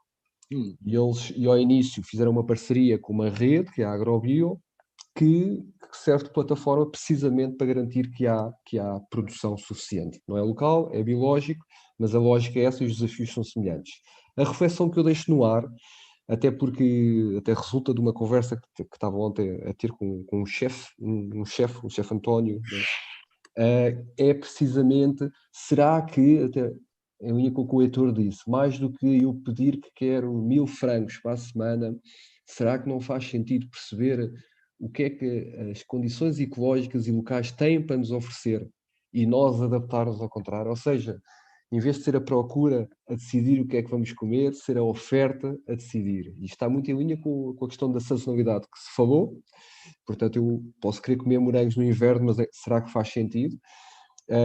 E por que não fazer o contrário, até utilizando essa app, Heitor do IPL, em que o produtor diz: eu para a semana vou ter, o chefe António estava ontem a partilhar, para a semana vou ter naves, então ele começa a pensar no menu, tendo em conta os ingredientes que a ecologia, que a biosfera nos dá. Também uma segunda nota, porque fiquei a aprender destes encontros de CSA, nós fazemos encontros mensais onde trocamos, e fiquei a saber pelos agricultores, não fazia ideia, que nesta perspectiva, por exemplo, comer vitela é uma grande parvoíce. O nosso sistema ecológico português, estou a falar português, ibérico, mediterrâneo, não tem capacidade de produzir bovino em geral. Aliás, eu fiquei a saber que nós chamamos de comer carne de vaca, porque antigamente, na geração dos meus avós e antes, a vaca existia, mas era para ter tração, fazer uma série de trabalhos, produzir leite, e só quando era velha é que se comia, então comia-se carne de vaca. Os bovinos têm grandes requisitos e o nosso sistema não tem capacidade de os alimentar, e, portanto, normalmente são alimentados com outro tipo de input que muitas vezes vem de fora. E, portanto, será que não faria sentido, eu fiquei a saber, consumimos mais, quem come carne, ovinos, caprinos, esses sim muito mais adaptados ao nosso sistema e contexto, e mesmo os suínos. Bom, temos a Belmira, eu vou passar a palavra à Belmira e a seguir vou-vos apresentar uma convidada surpresa, mas fica a surpresa. Belmira? Era uma questão, eu queria introduzir aqui e também saber um bocadinho sobre quais são, se existem alguma experiência, tanto da UTAD como da IPL, na utilização de um instrumento político que são as compras públicas ecológicas. Nós temos, a nível nacional, uma estratégia nacional para as compras públicas ecológicas, e que de facto existem documentos que estão publicados por coordenação também da APA, da Agência Portuguesa do Ambiente, que inclui critérios que possam ser incluídos nas contratações públicas. E existem também critérios para as compras de produtos alimentares e serviços de catering. Eu não sei se têm experiência com isso, se de facto não, se tem alguma sensibilidade e se há alguma experiência na utilização deste, porque há uma vontade política, eu não sei de que modo é que ela está ativa no momento, também por causa da situação sanitária que estamos, mas há uma vontade em que as contratações públicas incluam nos seus cadernos de encargos critérios ambientais. E existe uma série de produtos em que esses cadernos de critérios estão disponíveis. Gostaria de ouvir-vos se conhecem, se já utilizaram e qual é que é o sentimento.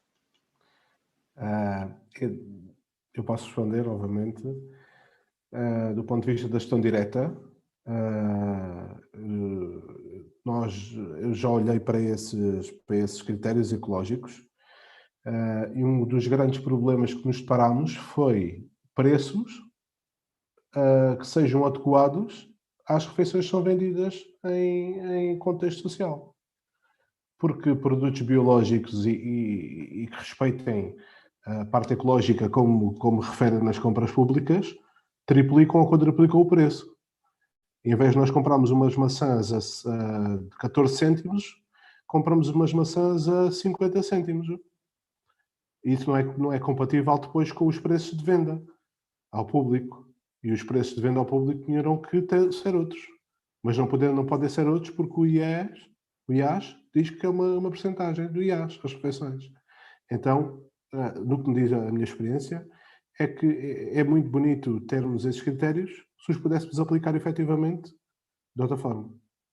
Do ponto de vista da gestão concessionada, podemos meter alguns desses critérios nos nossos cadernos de encargos, mas limitar-nos-á muito quais serão as empresas que virão a concurso. E depois ficamos com concursos desertos e temos que relançar concurso e relançar concurso e relançar concurso.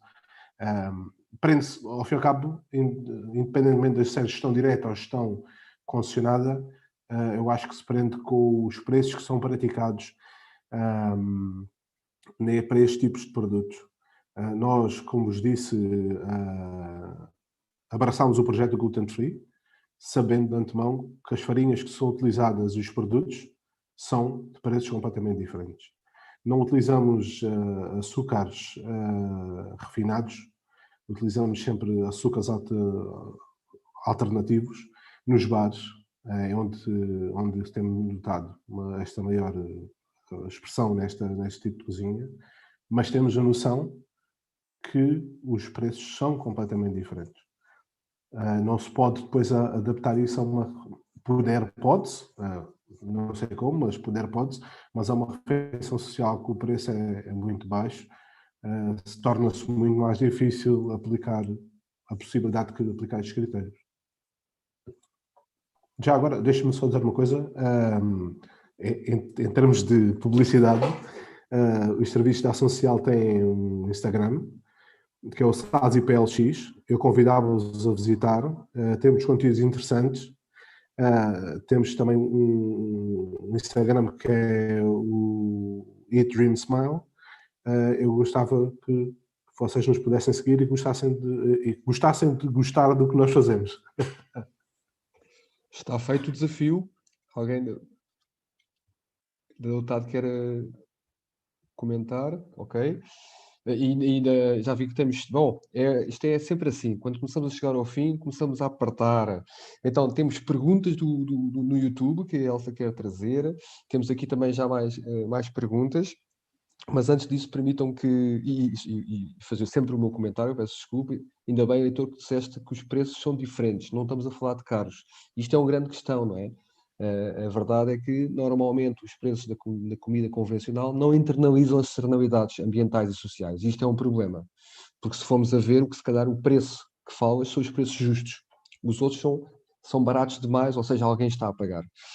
Eu vou aproveitar para nos introduzir uma convidada surpresa, que ninguém sabe, nem o meu grupo de trabalho sabe, na verdade foi aqui promovido pela Elsa. Vou-vos introduzir a Inês Salcedo, que vem da Colômbia, na verdade, pelo que eu percebo, tem aqui um pé em Portugal, um pé na Colômbia, e está a ouvir com muita atenção este debate, e nós convidámos, aceitámos algo que surgiu de forma muito orgânica, porque é assim mesmo, a natureza não é pré-determinada, é orgânica, então decidimos abraçar esta iniciativa. E Inês, eu iria passar a palavra e perguntar do que é que estás a achar, de uma perspectiva se calhar mais externa. Portanto, eu peço desculpa, a Inês também trabalha nesta área, na Universidade de Colômbia. O que é que estás a achar desta conversa e como é que olhas de fora, né, qual é a perspectiva exterior a este debate? E obrigado. Muito obrigada, muito bom dia. Primeiro que tudo, espero que todos possam perceber o meu português, o meu portunhol. Um pouco mais alto, estamos a falar um pouquinho mais alto. Um bocadinho mais alto, tá bom. Estão a ouvir-me agora? Ainda baixinho, mas... Ok. Um bocadinho, por favor. Nós aumentamos aqui o som. Ok. Agora estão a ouvir-me? Estão a ouvir-me agora? Sim? Ok. Muito obrigada pelo convite, como bem estabelecido o David. Com muito prazer e com muito boa surpresa que estou cá. Muito contente de escutar o que estão a dizer os professores, os colegas, os investigadores. Quero agradecer, primeiro que todo, o convite que tem feito a colega minha Elsa e David, toda a universidade, e cumprimentar aos colegas que estiveram aí. Lembro ter partilhado alguma vez em Portugal com vocês. De verdade que é um conversatório muito interessante, muito prometedor. Inês, vou pedir que tente projetar um pouco mais a voz. Ok, pense, tem que ultrapassar o Oceano Atlântico, tem que chegar cá. Ok, agora estão a ouvir? Melhor? Ok. É que cá temos muito barulho na rua e tento que não interfira na conversa. Estava a dizer que encontro aqui os colegas que em alguma oportunidade partilhei em Portugal. Y es verdad, agradezco este convite porque lembro cuando estuve en Portugal que ya se tenían hacer algunas actividades dentro de las universidades. Lembro ter partilhado eso y posteriormente con la colega Elsa y como tengo visto a colega Carla también en altura. Y acá en Colombia, estoy en Colombia, por eso que hablamos de cruzar el océano. Tentamos desde el año 2010, cuando a carta a ONU promoveu. Contudo, algo que estou a ouvir durante a conversa é temos que ter presente a soberania alimentar. É importante, além disso, reconhecer que as situações de tipo conductual e da cultura têm que ser tidas em conta, têm que ser ouvidas, como dizia o colega, como tem dito todos, porque a barreira maior que existe é precisamente quando brindamos umas refeições que estão afastadas do consumo, estão afastadas desse acesso, dessa disponibilidade. É dizer que provavelmente não vamos a conseguir ter uma segurança alimentar sustentável, saudável. Por isso, quando estou a ouvi-los cá, vejo que estão muito preocupados. Disso se trata. Que nós, como nutricionistas, biólogos e todos os colegas das ciências sociais, que é uma área de grande interesse para mim na minha formação pós-graduada, iniciemos este tipo, inicialmente, de contato, de investigação, para saber que é o que quer a gente, como podemos nos dar aos nossos estudantes e aos nossos colegas essa alimentação. Estamos a falar também como as políticas públicas. Cá, por exemplo, na Colômbia, temos políticas públicas e se fala da alimentação saudável, mas na escola, ainda bem que é com os pequeninos, os meninos que estão menores de 5 anos, idade escolar, adolescente, mas na universidade, pelo contrário, entra um conflito entre o que se deseja fazer e os interesses das pessoas que manejam, que têm e dirigem o orçamento. E aqueles documentos que Ben dizia que tem que ver com fazer as contratações públicas, lamentavelmente traspassam o dever ser a filosofia da saudável, das oportunidades, da sustentabilidade, porque primam interesses financeiros e econômicos que nesta pandemia, que ainda nós na Colômbia temos altos índices de mortalidade, não tem podido fazer-se. Temos escolas, crianças que não receberam no 2020 aquele alimento que por lei devia ser entregue nos seus lares. Então, a universidade, eu estou representando agora uma universidade, temos um programa novo, este programa que estou representando, o programa de nutrição e dietética na universidade, na Fundação Universitária San Martín. Involucro os meus estudantes, as minhas estudantes, e é nosso propósito. Esperamos poder apoiar a vocês e que contar com esse feedback, porque realmente podemos fazer desde esa sustentabilidad a través de la soberanía. Tenemos recursos, en Colombia tenemos recursos alimentarios que darían para alimentar a toda la población de Colombia y del mundo, como también tenemos feito porque somos exportadores. Mas tenemos un problema en la política, y es que abrióse un libre comercio, un tratado de libre comercio, a mediados de la década de 2010. Grave, porque atenta a nuestra soberanía. Y los camponeses, como campesinos, que han tentado llamar pequeños comerciantes de una forma de tirar a importancia de quien cultiva, de quien trata a tierra, que tem ficado a depender do que dá aquele grande empresário, de quem tem o poder. Então, aquele dinheiro, aqueles alimentos já chega com um sobrecargo quando vão às universidades. E nas universidades, eu fiz parte, estou agora novamente, estamos reiniciando a rede universitária de saudável, colombiana. Contudo, é triste ver que encontramos em alguns programas que têm nutrição, que vende-se aquele que chamamos a comida chatarra, e os estudantes não têm ainda um lugar. Estou falando em instituições particulares do governo. As universidades privadas invertem, levam dinheiro para dar ao estudante condições dignas no momento em que vão a receber o seu almoço ou seu jantar. E nas universidades públicas, não vou dizer que todas, mas sim uma alta percentagem, os estudantes não têm um lugar onde comer. É triste ver que está o estudante que passa todo o dia todo na universidade e não tem uma cantina, tem que comer sentado no chão, onde há animais, e não se intervém, porque não existe um interesse político para tratar isso.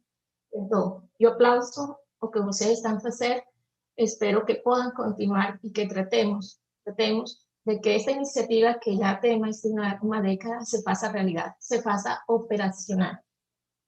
Com a colega, e sei, espero e convido a todos vocês, estamos trabalhando num projeto no que estamos a integrar o que é educação na Universidade Alimentar, educação alimentar, conhecer esses hábitos que estamos a propor, porque não podemos fazer projetos se não conhecemos e não temos um diagnóstico de nossos estudantes e dos próprios professores. Por vezes os professores têm que estar horas e horas e não há um lugar onde poder tomar uma alimentação saudável que inclua a inocuidade.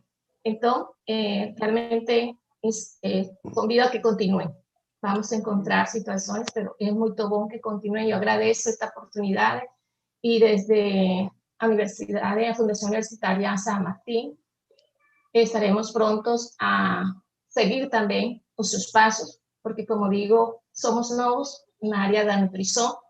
Tenemos la Facultad de Ciencias de la Salud, contamos con el apoyo del señor decano, doctor Dávila, doctora Marta, grupo de investigación, e sei que com esse contato que se deu, que se tem dado, agradeço muito a colega Elsa, ao professor, ao vice-reitor de investigações del TAP e a todos vocês, e agora ao David, que tem permitido esta partilha, mas estamos disponíveis para aprender, que todos os dias aprendemos, e para corrigir se temos erros e também nos aportar a todos vocês. Muito obrigado, Inês. Fica o desafio para a parceria, claramente, as parcerias não têm fronteiras e não será o oceano que nos separa.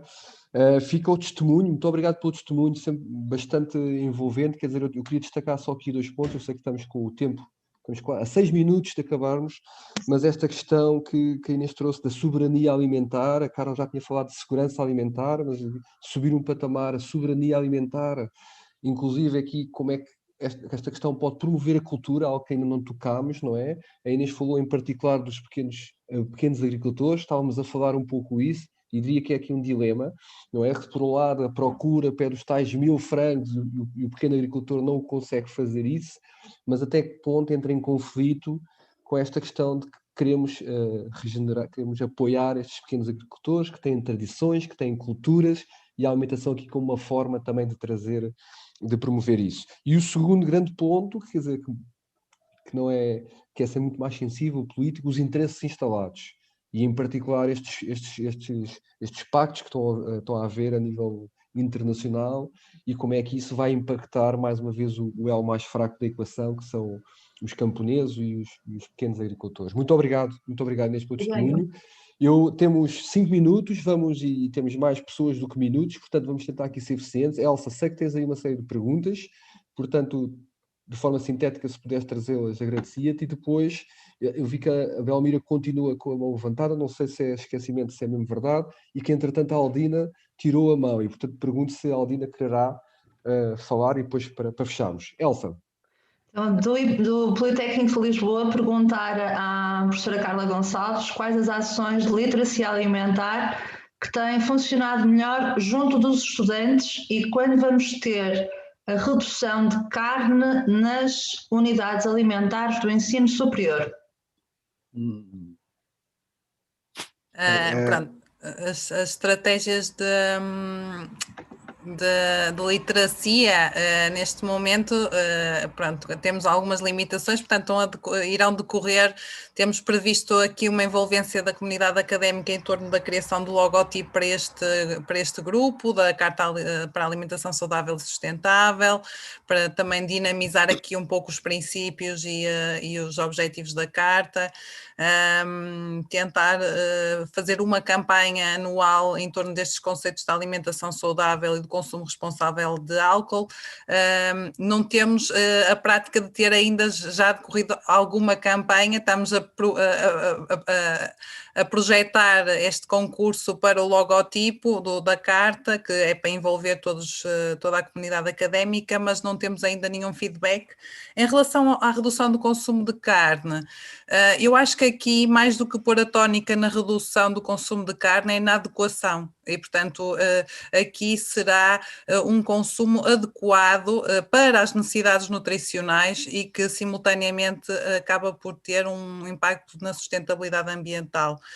A tónica não deve ser colocada na redução da carne, mas sim na adequação. E penso que isso será esse também o nosso objetivo. A UTAD tem já uma história larga de produção de conhecimento ao nível da produção alimentar, quer na agronomia, quer na zootecnia, portanto, temos também que ter um discurso adequado e consciente neste sentido. Muito obrigada. E agora vem para o Heitor se o projeto Eat, Dream, Smile também funciona ao fim de semana. Sim, o projeto Eat, Dream, Smile está a funcionar sempre. A procura tem sido crescente e estamos cada vez a ter mais procura, tentando alargar de alguma forma, tentando ultrapassar a barreira da zona de Lisboa. Começámos a fazer uma parceria com transportadoras de refeições, aquelas que nós conhecemos, Glovo, Uber Eats e afins, para conseguir chegar mais longe na distribuição destas refeições. Muito bem. Há aqui uma questão que também foi apoiada já ao longo da sessão, que é, sem dúvida, a sugestão que o tema carece de maior discussão e maior análise, maior investigação, e talvez colocarmos a tónica no produtor para que ele possa efetivamente orientar não só a emenda, de acordo com a produção, e eu agora, esta é a minha pergunta, é o desafio, se estamos num local, e há pouco disseram, e é isso que acredito que seja a alimentação saudável e sustentável, é também revisitarmos a nossa tradição com esta inovação. E se estamos a pensar no saudável, sustentável, é o sustentável ambiental, económico e social, mas também trazermos a tradição e a inovação. E aqui as instituições do ensino superior podem, efetivamente, ser uns agentes que podem mudar e pôr em diálogo toda esta complexidade que encerra o sistema alimentar, política, cultural, ambiental. E sim, e dão os parabéns, estão encantados, parabéns. É assim, para poder resumir também o que se passa aqui na outra janela ao lado, depois podem ver que efetivamente só temos que agradecer a presença das pessoas que estão também na sala do YouTube. Muito obrigado, Elsa, por este excelente ponte entre, neste caso, agora o chat. Inês, vou pedir que ponha em mudo, porque estamos a ouvir aí barulho, por esta excelente ponte com o chat. São 5 horas. A Elsa está a fazer lobby aqui no chat privado para eu prolongar mais 15 minutos, mas eu vou ter que respeitar o tempo de nós todos, e dado que vivemos num planeta finito, e por muito que a gente, nós, sociedade, não aceitamos que ele é finito e continuamos a querer explorar ilimitadamente, eu penso que temos que fazer o mesmo com o tempo e temos que respeitar o nosso tempo. São 5 horas, a menos que algum colega do grupo de trabalho tenha alguma coisa muito importante para dizer, eu iria aproveitar para fechar esta sessão, este webinar. Eu penso que todos concordarão que foi bastante produtivo e conseguimos fazê-lo de uma forma informal, orgânica e em alguns momentos divertidos, apesar da seriedade do tema. Eu quero terminar destacando aqui alguns pontos que fomos falando ao longo do tema, quer do ponto de vista de desafios com mobilidade, a questão da contratação pública, dos custos da oferta local, da aceitação destas novas medidas, da necessidade da criatividade e flexibilidade para nos adaptarmos à diversidade, a importância da monitorização, a importância da comunicação e da informação para evoluirmos, esta questão dos serviços e da subcontratação e como é que conseguimos lidar com eles, a importância da questão da proximidade e de encurtarmos estas cadeias, os interesses instalados e a literacia. Em nome do grupo de trabalho, agradecer a todos os presentes aqui neste círculo e nos outros círculos e os futuros em diferidos, em particular aos meus colegas, ao subgrupo de trabalho, a Elsa da UTAD, que tem sido a grande impulsionadora deste grupo de trabalho, ao Heitor do IPL e ao Rodrigo Reis, que tem estado aqui caladinho, nem imagem, nem a imagem ele nos proporciona, mas é quem tem estado a cuidar de toda a parte tecnológica e da comunicação anterior, das newsletters e muito mais. Penso que fica o desafio para organizarmos mais webinars, mas isso será um tema de discussão do próximo reunião do grupo de trabalho. E, portanto, desejar a todos uma excelente final de semana, que pensem bem no menu do jantar de hoje à noite e os próximos, e quem sabe se vamos aderir aqui ao serviço takeaway que o Heitor e o IPL para quem está em Lisboa, está a facilitar. Muito obrigado, uma boa tarde e até à próxima. Adeus aos colegas, também agradeço. Obrigado.